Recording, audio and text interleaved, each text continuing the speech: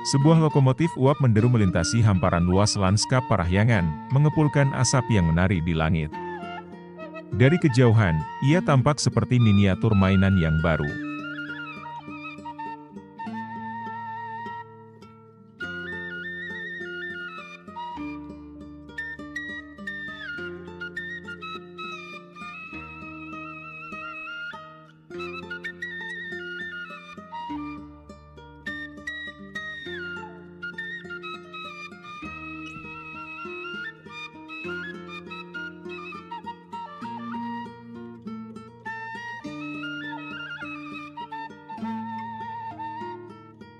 Ini adalah kisah perjalanan orang-orang biasa, mereka yang menggantungkan hidup pada rel besi yang menghubungkan Ciwidey dan Bandung.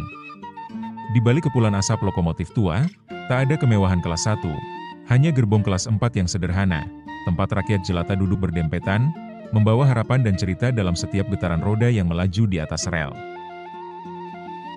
Di antara deretan penumpang yang terayun di gerbong kayu, ada Pak Iding, seorang petani dengan wajah lelah namun penuh tekad. Ia menumpang kereta ini bukan untuk berkelana, tapi untuk sebuah harapan, meminjam modal dari ban di kota. Dengan uang itu, ia ingin membeli pupuk, bukan sekadar untuk sawahnya, tapi untuk masa depan yang lebih hijau bagi keluarganya.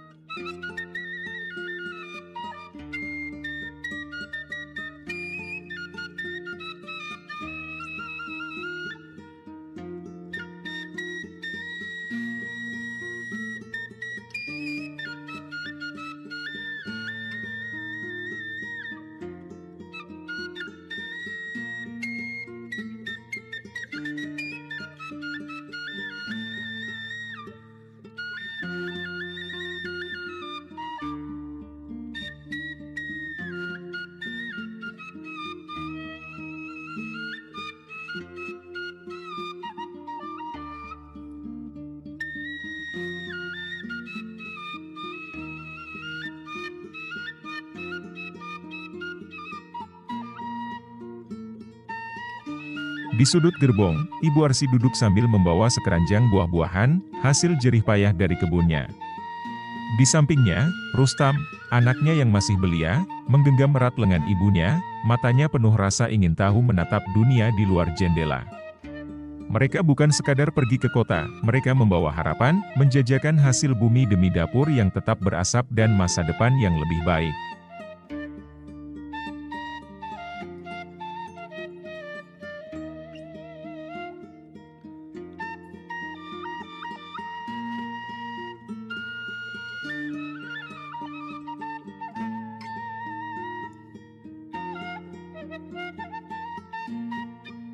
Di antara guncangan gerbong dan riuh rendah penumpang, Ibu Astri duduk dengan tatapan kosong menembus jendela. Di dadanya tersimpan kegelisahan, ia menuju kota bukan untuk berdagang atau mencari rezeki, tapi untuk menjenguk pamannya yang terbaring sakit. Setiap dentuman roda di atas rel terasa seperti detak jantungnya sendiri, penuh harap agar ia tak terlambat, agar ia masih bisa menggenggam tangan orang yang dikasihinya. Asap putih mengepul dari cerobong lokomotif, menandakan bahwa raksasa besi itu telah siap melaju. Di dalam gerbong, para penumpang telah mengambil tempat, membawa serta impian dan tujuan masing-masing. Satu persatu tiket telah diperiksa, sementara di peron, petugas stasiun mengangkat tangan, memberi sinyal terakhir.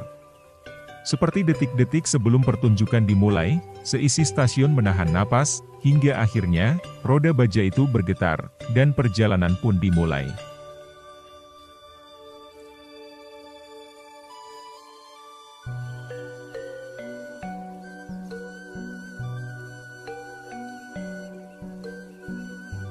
Perlahan, kereta uap dari Ciwidey merayap mendekati jalur utama, bagai seorang pendatang yang menunggu giliran di tengah hiruk-pikuk kota. Di kabin lokomotif, sang masinis menajamkan pandangan, sementara petugas sinyal dengan cermat mengatur jalannya lalu lintas besi. Di kejauhan, deru kereta ekspres terdengar mendekat, melaju gagah dengan kecepatan penuh.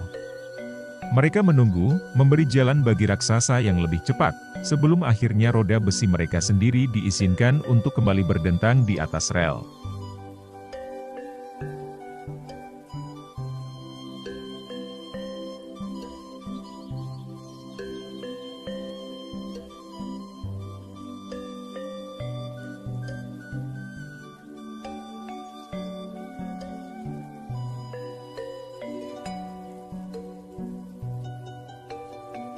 Begitu roda besi berhenti di stasiun Kota Bandung, kehidupan di dalam gerbong seketika menggeliat. Pintu-pintu terbuka, dan para penumpang pun bergegas turun, seperti arus sungai yang kembali mencari jalannya. Ada yang melangkah penuh semangat, ada yang tergesa-gesa, dan ada pula yang sesaat terdiam, menarik napas sebelum menghadapi hiruk-pikuk kota. Setiap langkah mereka membawa cerita, melanjutkan perjalanan masing-masing di antara gemuruh peron yang tak pernah benar-benar sunyi.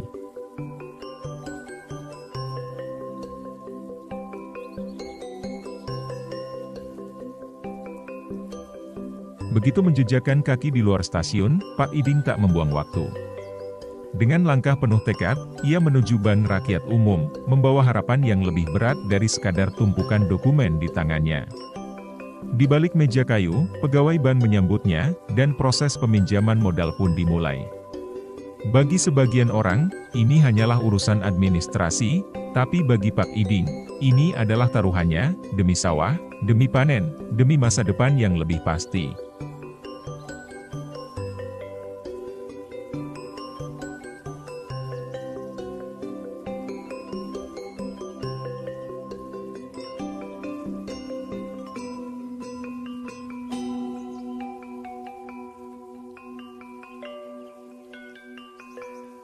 Dengan langkah cepat dan hati dipenuhi kecemasan, Ibu Astri menyusuri jalanan kota Bandung yang sibuk. Bangunan-bangunan tua dan hiruk-pikuk kota seolah tak ia hiraukan, tujuannya hanya satu, rumah sakit Juliana, tempat pamannya terbaring sakit. Rumah sakit yang kini dikenal sebagai Rumah Sakit Hasan Sadikin itu berdiri megah di kejauhan, namun bagi Ibu Astri, setiap langkah menuju ke sana terasa begitu panjang, dihantui kekhawatiran tentang kabar yang akan ia terima setibanya di sana.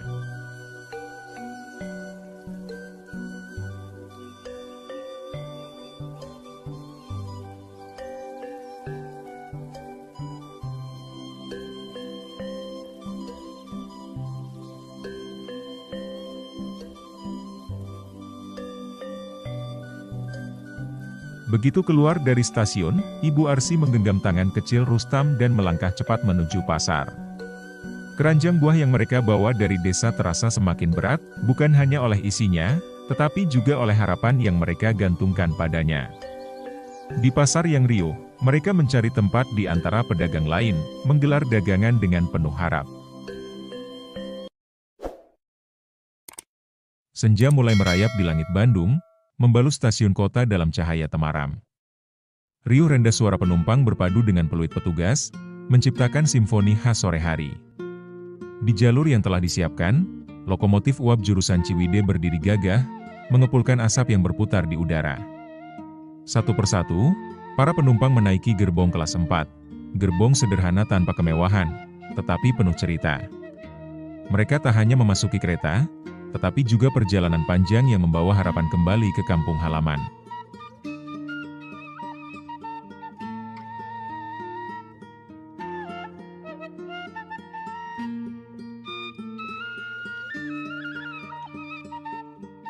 Di tengah gemuruh stasiun yang tak pernah benar-benar sunyi, seorang petugas peron mengangkat tangannya tinggi-tinggi.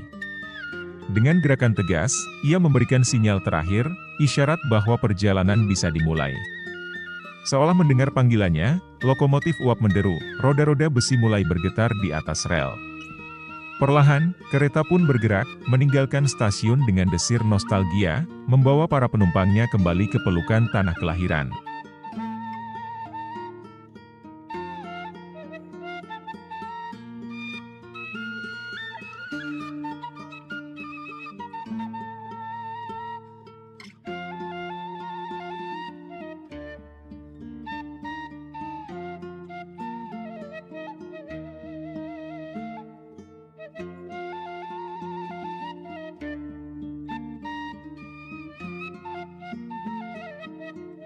Di dalam gerbong kelas 4 yang berguncang pelan, Pak Iding, Ibu Arsi, dan Ibu Astri duduk diam, tenggelam dalam pikiran mereka masing-masing.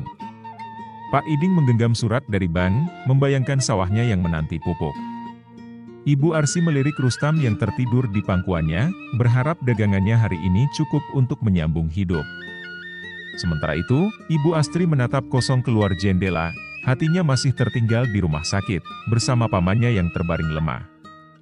Di antara dentuman roda besi dan hembusan angin malam, mereka semua larut dalam harapan, kekhawatiran, dan doa yang tak terucap.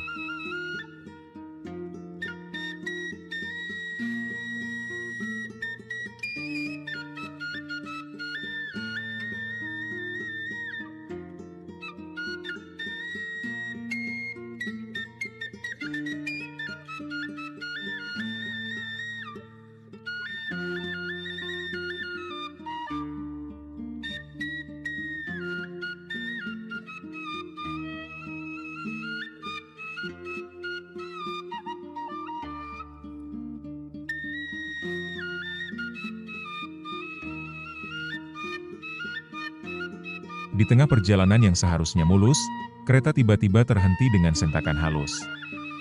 Di luar jendela, para penumpang melihat para petugas berlarian, wajah mereka tegang. Tanah longsor telah menimbun jalur rel di depan, penghalang tak terduga yang membuat perjalanan terhenti di tengah belantara. Lokomotif yang tadi gagah kini terdiam, hanya asapnya yang masih mengepul ke langit senja. Tak ada yang bisa dilakukan selain menunggu, sementara para pekerja berjuang membersihkan timbunan tanah. Waktu terasa melambat, dan di dalam gerbong kelas 4, setiap penumpang hanya bisa berharap perjalanan mereka segera berlanjut.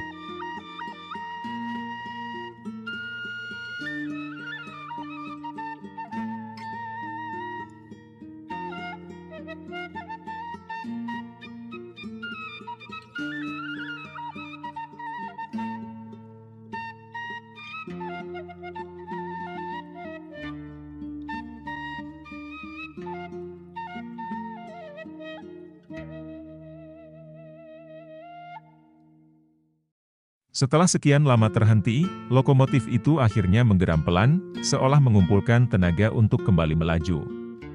Roda-roda besi mulai berderak, menggeliat dari keterdiamannya, membawa kereta kembali menembus senja menuju stasiun Ciwidey. Di dalam gerbong, penumpang yang sempat resah kini bernapas lega. Perjalanan pulang mereka akhirnya berlanjut, mengantarkan mereka kembali ke rumah, ke tanah yang selalu menanti dengan setia.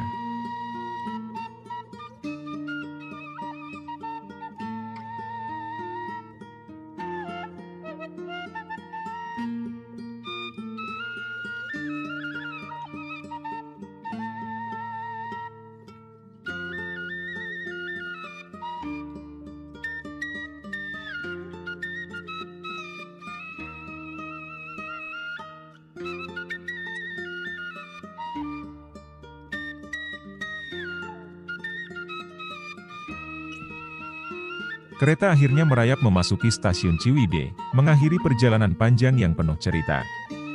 Asap terakhir mengepul dari cerobong, sementara roda besi perlahan berhenti dengan dentuman halus. Begitu pintu gerbong terbuka, para penumpang bergegas turun, melangkah cepat menuju rumah mereka masing-masing. Ada yang membawa kelegaan, ada yang masih menyimpan kegelisahan, namun semuanya kembali ke tempat di mana hati mereka berlabuh, kampung halaman yang setia menunggu.